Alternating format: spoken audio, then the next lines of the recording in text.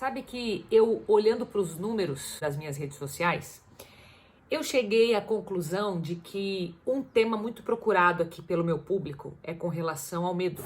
Não sei se é o seu caso, mas o medo ele acaba nos aproximando de alguma forma, né? Nos aproxima um dos outros, nos aproxima de Deus e acaba nos cercando em algum momento da vida, em alguma área, né? Por mais que a gente evite o medo, né? Ele pode ser um amigo nosso se a gente pensar bem. Então eu queria hoje trazer uma dica para você começar a podar esse medo se ele estiver em excesso. E eu falo se ele estiver em excesso porque, de fato, o medo é um alerta que nós temos. Ele é um instinto nosso de sobrevivência, então a gente não pode viver sem medo. O problema é quando esse medo nos paralisa, né? Quando a gente deixa de fazer algo melhor ou quando a gente deixa de crescer por isso.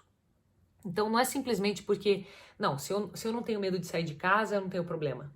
Não, a gente tem que ser um pouquinho mais crítico nesse sentido. Este medo me impede de fazer algo a mais pelo outro, me impede de ser uma pessoa melhor, porque às vezes o nosso próprio comportamento é afetado por esse medo.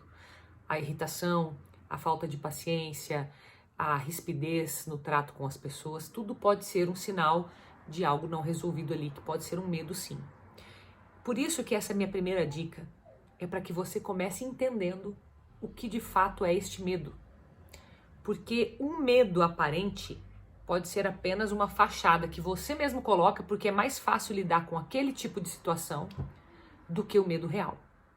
A gente precisa buscar a resposta desse medo real. Qual é este medo? As pessoas às vezes falam assim, Carol, eu tenho medo de dirigir.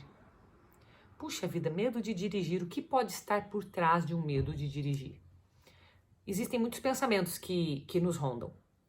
Então, pode ser que para aquela pessoa, ela ache que ela vai, sei lá, bater o carro, que ela vai se envolver num acidente. Ou ela acha que ela não vai dar conta de estacionar o carro. Ou ela acha que, sei lá, que vai ser assaltada. Sei lá, né?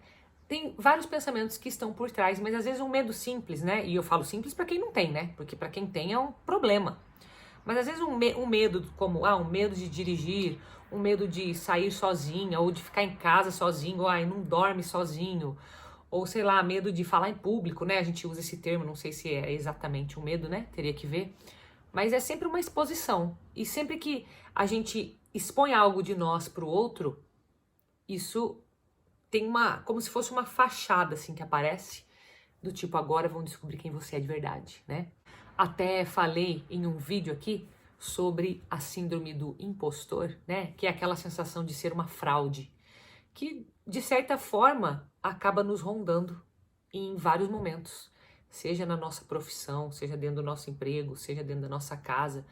É aquela sensação assim, nossa, se essa pessoa descobrisse quem eu sou de verdade, assim, aqueles pensamentos que passam na minha cabeça que eu não tenho coragem de dizer, ou aquele sentimento que eu tenho que eu não posso abrir para as pessoas, sabe? Se alguém soubesse disso, será que me aceitaria? Será que gostaria de mim mesmo assim?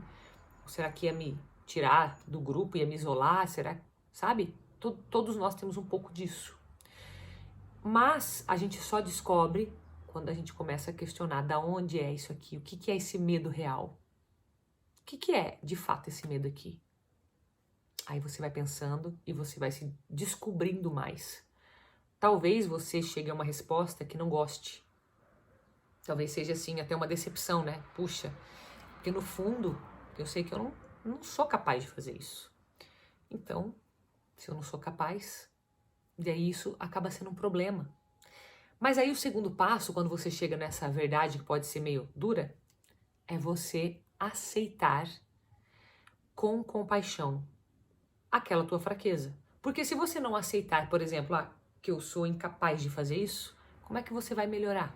Enquanto você ficar contando pra você mesmo, não, eu consigo sim, mesmo que você não consiga. É igual a pessoa fala assim, não sei cozinhar, mas nunca cozinhou. Então ela não mostra pra ninguém que ela sabe, que ela não sabe. Mas se ela tiver que cozinhar, então ela fala, não, mas eu prefiro lavar louça, eu prefiro, sabe? Vai dando desculpa. Por que eu tô falando isso de uma forma assim tão né, com coisas tão simples? Porque nós vamos inventando desculpas ao longo da nossa vida e quando a gente vê, a gente está contando várias mentirinhas. E aí não tem como a gente mudar. Não tem como a gente buscar uma solução porque nós estamos acreditando naquelas mentiras. Elas são confortáveis pra gente.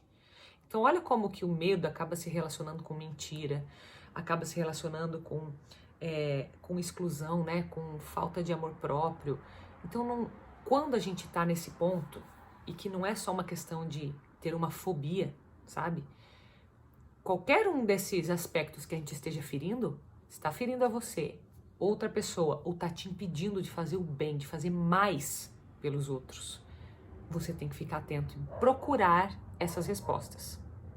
Uma vez que você tem a resposta e que você teve a aceitação, aí o terceiro passo é ir para a solução.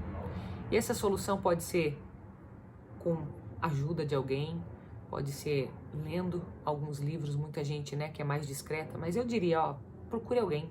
Mesmo que você seja uma pessoa mais introspectiva, mais tímida, conversar sobre o assunto, sobre o medo e ter assim um direcionamento faz muita diferença. Isso talvez seja até muito mais rápido de resolver do que você imagina.